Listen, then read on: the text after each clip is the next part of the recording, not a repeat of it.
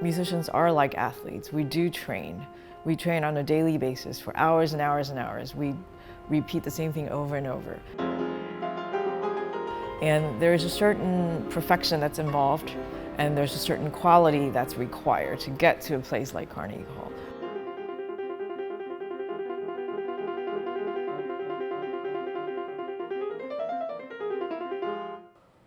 Hello and welcome to Connected. I'm Divya Gopalan. Does classical music have a future in a world full of choices? And what will bring people to concert halls 20 years from now? Well, pianist Jenny Lin believes new music, constant reinvention, and working with living composers is how performers will draw crowds for decades to come. On a stopover in Taipei for a concert with members of the National Symphony Orchestra, we caught up with Jenny for a conversation about music at the highest level, the sacrifices, the successes, and the joy of trying something new. I just want to start with your background here in Taiwan. Can you tell us, this is where your music education started, I believe. Can you tell us about what part it's played in your journey as a musician? Well, I was born here, and I had my first music education here in Taiwan. And when I was 10 years old, I moved to Austria to further that music education, and eventually ended up in the United States. And then I went back to Europe again. So in a way, I was kind of a traveling musician already as at a younger age, and then really getting the best of all the musical education there are to offer. You trained as a pianist and have performed all over the world, including the US, Europe, Asia, and even Brazil. Yes. And you've come back recently to perform here too. What is it like for you to come back and perform in Taiwan? It's amazing. Taiwan is home. It will always be home. And, coming here, in some ways, the pressure is much higher because friends and family come to the concert. But this is really the place where I had my first education, and every year I come back, I see the changes that the country has made for the performing arts, and it's so impressive to see the level and the quality of the events and the concerts and the musicians, and it's just such a treat to be able to come back and perform in my home. And I do want to talk a little bit about that a little bit later in the interview, just talk about kind of the evolution of performing and music and how it's consumed, not only in Taiwan, but now all over the world.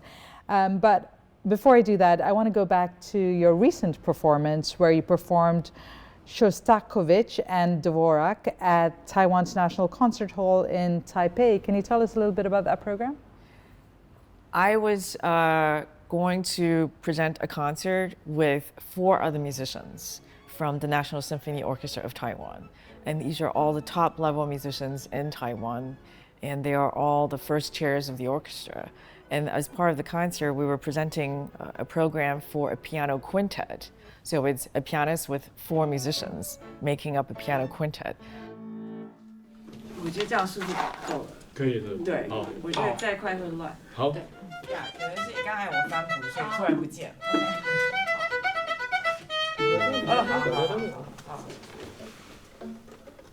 So these 2 pieces that's on the program are 2 of the most masterpieces in this genre of piano quintets.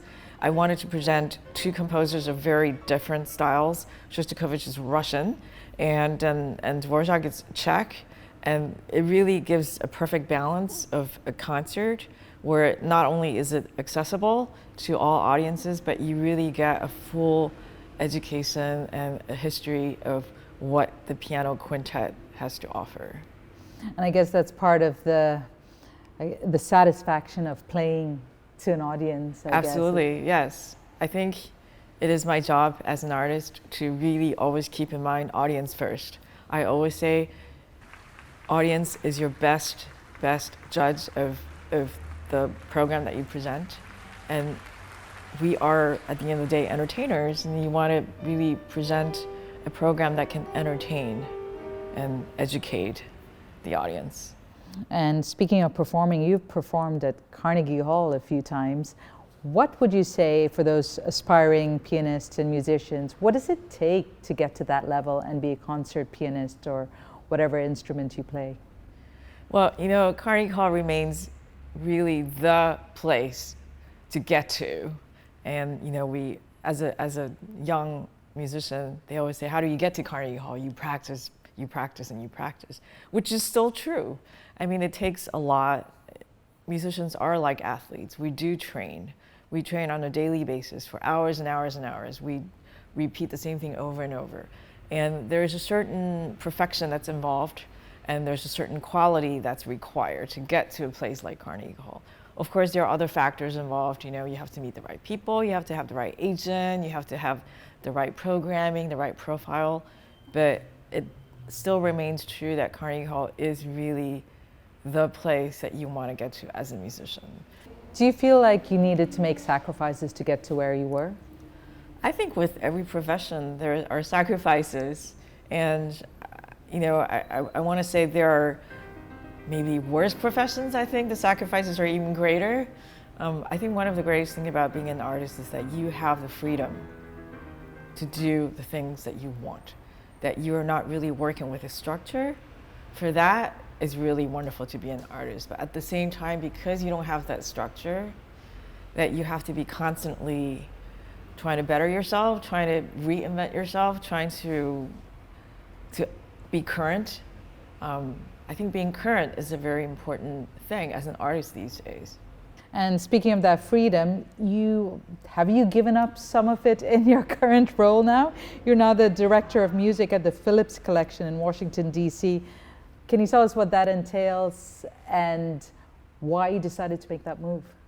Well, the Phillips Collection is United States' oldest modern art museum. And it has an incredible collection by a gentleman named Philip Duncan, who was a lover of arts, and he commissioned great works of art from really, really well-known people that we know today.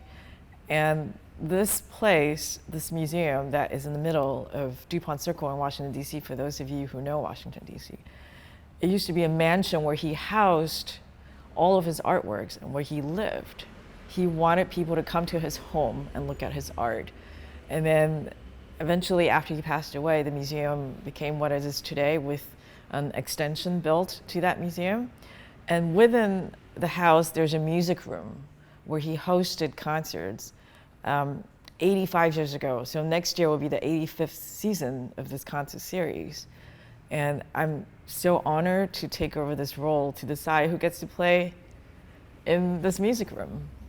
So to all of our programs try to complement the exhibits at the museum. Pushing forward to who's listening to this. Yes. And who is actually taking in, especially the different types of the variations. You now, you worked with a lot of the younger generation.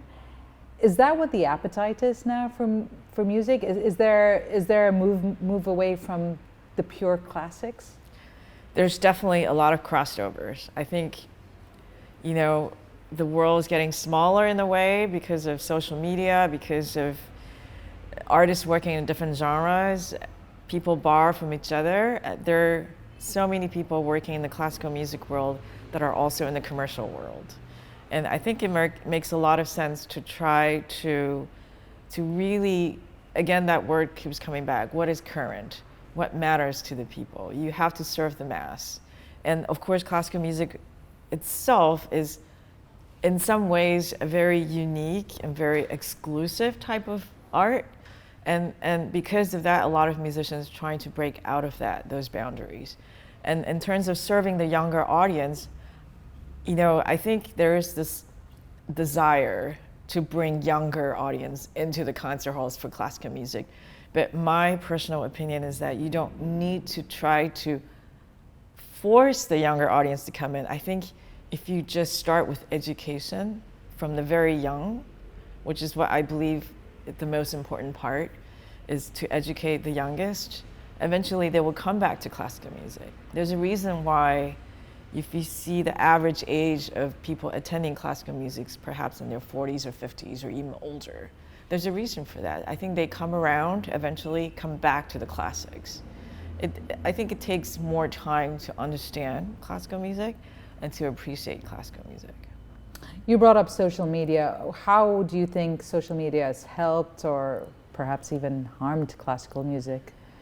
It depends on which artist and how you look at it. I think social media, it's the same for all the other art forms and all the other places, where social media is used. I think a lot of artists can use social media as a direct contact with their audience, and it's so easy. You can do it at home. You never have to step out of your house to try to get to your audience. And for that, it's wonderful. I mean, imagine during COVID, if we did not have social media, artists would be starving and just be stuck in their homes and not be able to create, which is, really nourishment for artists to be able to create. But in a way, social media makes it too easy. And it might also challenge the quality of music that's being distributed, because classical music requires such high level of sound quality to transmit the music that is being shared. And now we were discussing earlier about live stream that came out of the COVID, and we at the Phillips Collection still do live stream because we're so small. Our room is very small, and the only way the audience can really get to us is via live stream. And we're hoping through that people will make a trip to us, maybe in person. But for those reasons, things like social media and live stream works very well to reach a broader audience, a global audience, if you like. And how do you feel digital technology has helped perhaps the quality of music, or helped music evolve, or helped performers? Well, there are so many different ways that technology has really changed the way classical music is being used, shared, transmitted, performed, executed, however you want it. Composers are using technology to compose music. And I mean, I don't even want to start talking about AI, because that's something I don't understand, that you can just sit there, push a button, and then there would be like a symphony that comes out. But as a pianist, the last 10 years I've been working with one of the most recent product that Steinway and Sons, which is a piano company, has invented. It's called a stereo, where it's capable of capturing individual performers' performances digitally and then replay that back, and to such loyal degrees that it's almost like you're listening to a concert of the actual person. And that technology has changed the recording world for pianists, has changed the education world for pianists, has changed the way people appreciate live music. It's almost like having the live music without the actual person. Well, Jenny, you've walked right into this one. You mentioned the stereo. I have one right behind me. That's right. Can you play something for us? Yes, absolutely. Okay.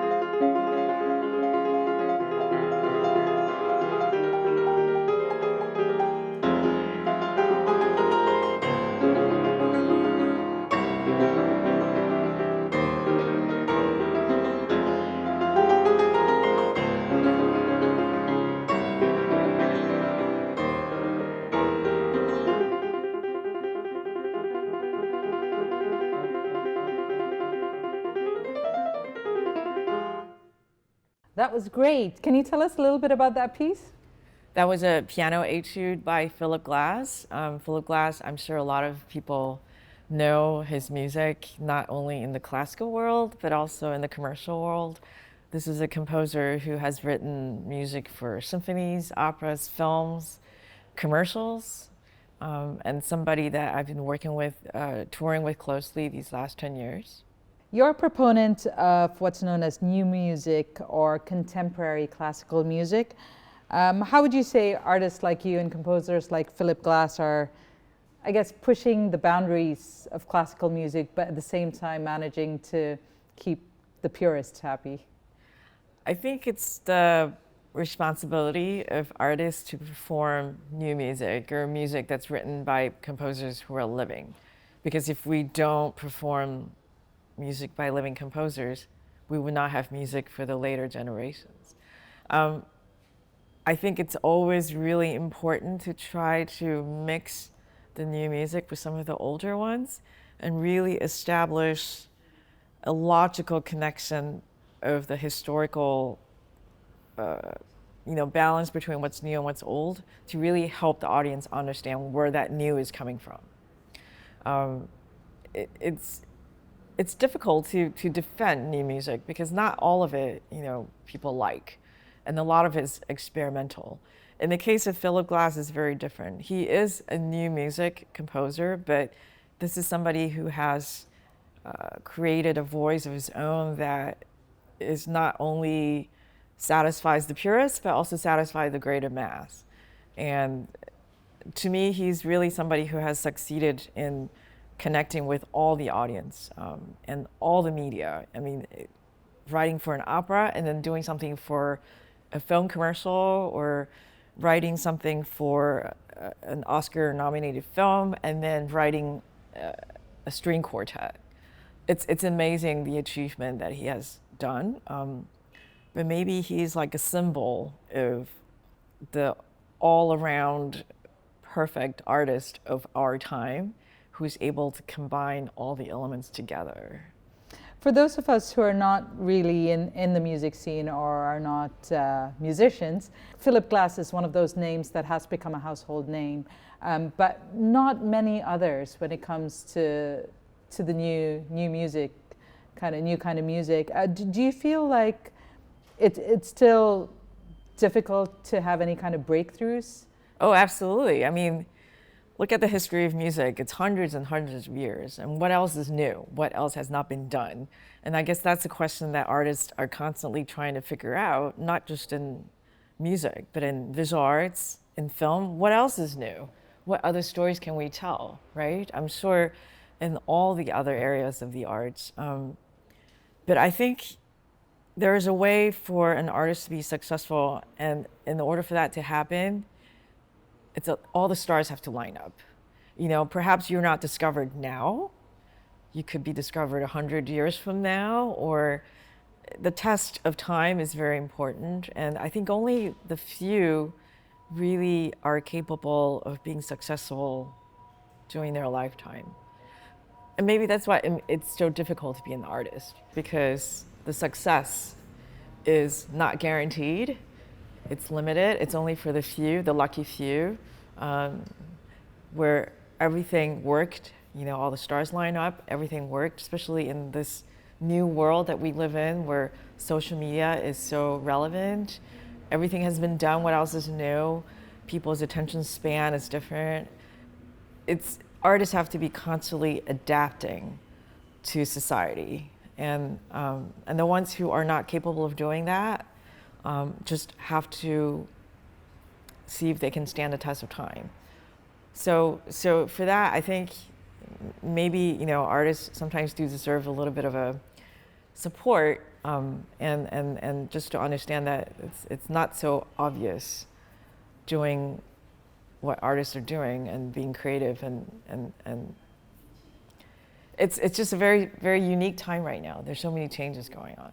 You talk about stars aligning and getting that understanding and support. Do you feel like there's a geographical kind of pattern to this? Like, is it more likely to happen in the West, or are we seeing that happening in the East, where traditionally while there's a love for music, young people are often pressured to go into more professional or what they would call professional, more lucrative industries. I think education is really important, but it's different in different countries. I think in the East, there are different strategies that society or expectations from societies and different discipline that's being placed on the young. In the West, it's a very different ball game. And I do think that the education for the arts in Asia is getting better and better and better. It's not a coincidence that if you look at the percentage of Asian students in the West dominate in all the conservatories. So there's a reason for that. And I think all these young people are so brave to be pursuing their dreams in this very crowded artistic world, but I think they can be guided by these axes, these new changes and these technologies, guided by new technology that can help them to find newer things, their unique voices, new ways of expressing themselves. Okay, so let's bring it back to Taiwan then. You've remained in touch with the classical music scene here. How do you think it's evolved, or has it evolved enough? Absolutely. I think they are always progress. Every year I come back. I mean, we have now some of the best concert halls in Asia that I see here in Taiwan. We have amazing, amazing musicians, orchestras. We have some of the best arts festivals every year that attracts international dance companies, theater companies, musicians that come here and perform. And all of that is essential to the people. Now they have access to the best events. They can learn from the best. And so we have a younger generation of very, very creative artists. And would you say the schools and institutions are keeping up here in Taiwan, or what more can they do or should they do? I think they're doing so much, and there's so many choices that people have here. I mean, between just the different schools and different universities, there's just I can't even imagine other things that they can do with the resources that Taiwan has already provided to the younger generation. And we're just about running out of time here, but what would you say is the future of classical music? How can we get classical music to a wider audience, especially when we're competing with so many different types of entertainment, audio, video? Where does classical music stand? Education is number one. I mean, I will tell every country to make sure that there is classical music education in schools. I mean, it doesn't take a lot. It really does not take a lot. If you give it to the children now, they will come back to it later. And, the popular culture they can get on their own. But classical music education needs to start from the ground up. And the only way to do it is if all the countries and all the governments and the school system really supply that and provide that. You talked about reinventing and staying current. What does that mean for an artist now? I think since COVID, artists have discovered that if they can't perform, they can't create, it's very hard to survive. And ever since COVID, a lot of performing artists that I know have reinvented themselves by wearing different hats, not just being a performing artist, but to being in like a curatorial role or like what I did for a little while was I was in an admin role, and not only was it fulfilling in the sense that you understood the artistic side of it, but now you're also running a festival or running a concert series.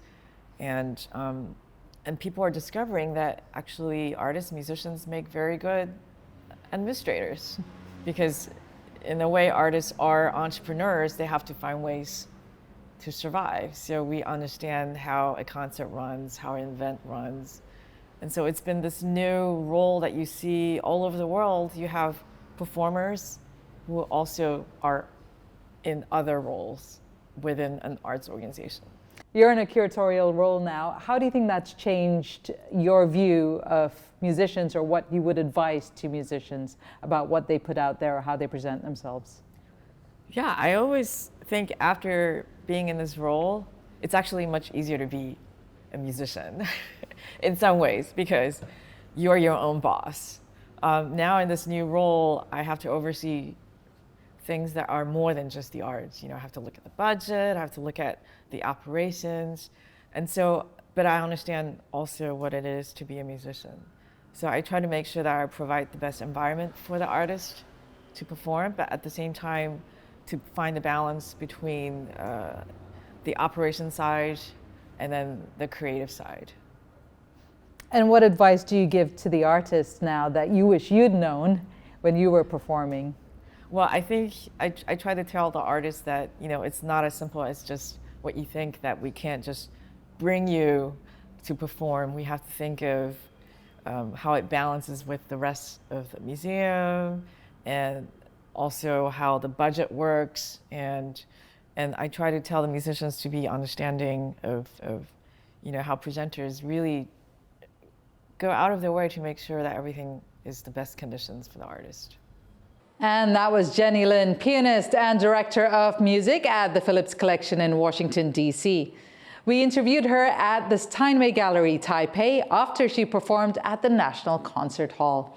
Thank you for watching the show. It's been good to have your company. If you've enjoyed today's episode or have anything you'd like to add to the dialogue, join the conversation on our social media. And remember, stay informed, stay engaged, and stay connected.